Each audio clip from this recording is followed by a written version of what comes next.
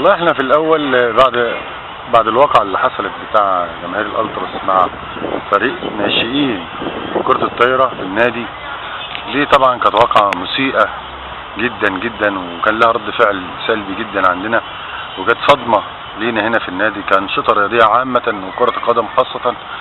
ولان احنا في هنا في نادي الرباط معروف بسمعته ومعروف بسلوكه ومعروف بنظامه. احنا عندنا الانسان او الرياضي عامة ليه احترامه وليه تقديره. هنا بادئين الاداره رجعت بعد ما لغت واستجابت لينا واستجابت لطلباتنا، وجبنا مجموعه لعيبه كلها بورسعيديه وبتكاليف ماديه لا تذكر، يعتبر من غير ولا مقابل، مش لاعب اخد جنيه. وكان برضو عندنا هدف ان شاء الله والطموح ان احنا نصعد واحنا في المنافسه، يعني احنا الثالث والدور الثاني كله هنا في ملعبنا، يعني ما ينفعش اعتذر. ولكن انا عندي ارواح اللعيبه وصحه اللعيبه اهم من اي شيء. فاما جت الاداره خدت رايي، طبعا انا وافقت على طول، وكنت متجاوب جدا جدا جدا واني فعلا معاهم جدا ان احنا بس شرط نحتفظ بالدرجه بتاعتنا اللي احنا فيها. ليه؟ لان يعني احنا ما لناش ذنب، هو اتحاد الكوره والوزارات والادارات بتاعت الانديه المفروض تساعدنا على دي. يعني هو احنا خدنا القرار بتاع كاس مصر اولا علشان فرقتين من بورسعيد ومفيش مشاكل، ثانيا علشان نحتفظ بحق نادي الرباط في صوته في الجمعيه العموميه في اتحاد الكوره. لكن انا ما عنديش مشاكل بان بعد لو كسبت الغزل او الغزل يكسبني ولقيت برضو في مباراه بره بورسعيد وهلعب في اي حته غير تعرض اي حياه اي لاعب او اي حد في الجهاز الفني او الاداري او الطبي للخطر، هل هنسحب مش هلعب. شايف يا كابتن استهداف الفرق الرياضيه واتوبيسات الفرق الرياضيه من قبل بعض الجماهير، شايف الصوره دي ازاي يا كابتن؟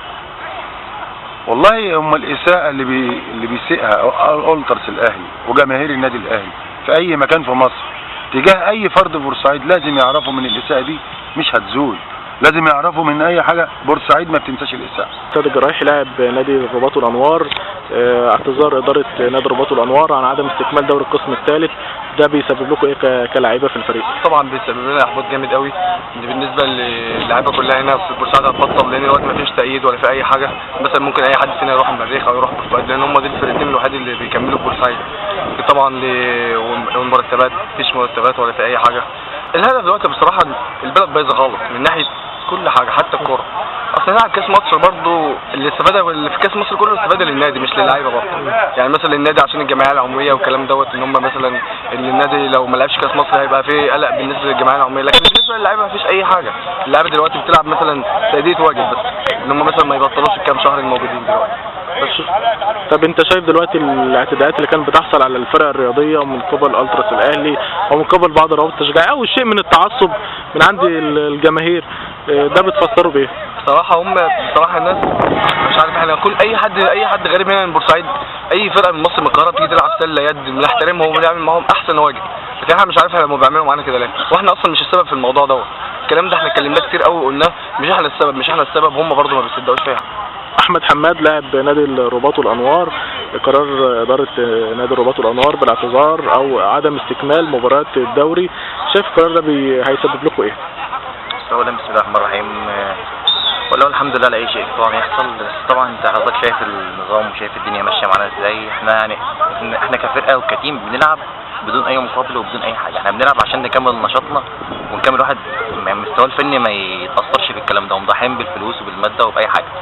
حتى كمان يعني الناس ما بصتش حتى للظروف دي بتاعت اللعيبه، يعني اللعيبه وقفت جنب النادي واتاثرت بموضوع الماديات وما اتكلمتش عن الماديات وبتكمل عشان النشاط الفني والكلام ده.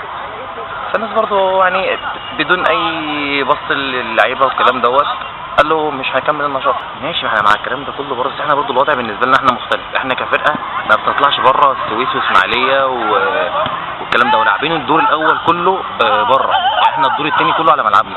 احنا الموضوع ده ما ياثرش علينا احنا كفرقه، احنا ماتشاتنا كلها على ملعبنا. بالنسبه لمدير الامن اللي عندنا اللي مش عايز يلعب اي ماتش عندنا، احنا الناس اللي بره مش راضيين نلعب والناس اللي جوه كمان مش راضيين نلعب، هنعمل ايه؟ انت شايف الظروف يعني. حتى مدير الامن اللي هنا مش عايز حتى يتحمل حتى مسؤوليه الفرقه تلعب على ارضنا. حتى احنا لما جينا لعبنا ماتش هنا، لعبنا ماتش كهرباء قصتين هنا من وراه ومن غير ما هو يعرف، قال لك انا يعني ازاي تلعبوا من ورايا وزي ما تقوليش لعبنا الماتش، الناس لعبت ومشيت وما حصلش اي حاجه. مباراة كاس مصر القادمة يوم 5/3 هتلعبوا فريق غزل بورسعيد ولازم هتكون المباراة في بورسعيد. المباراة دي هتتم في بورسعيد؟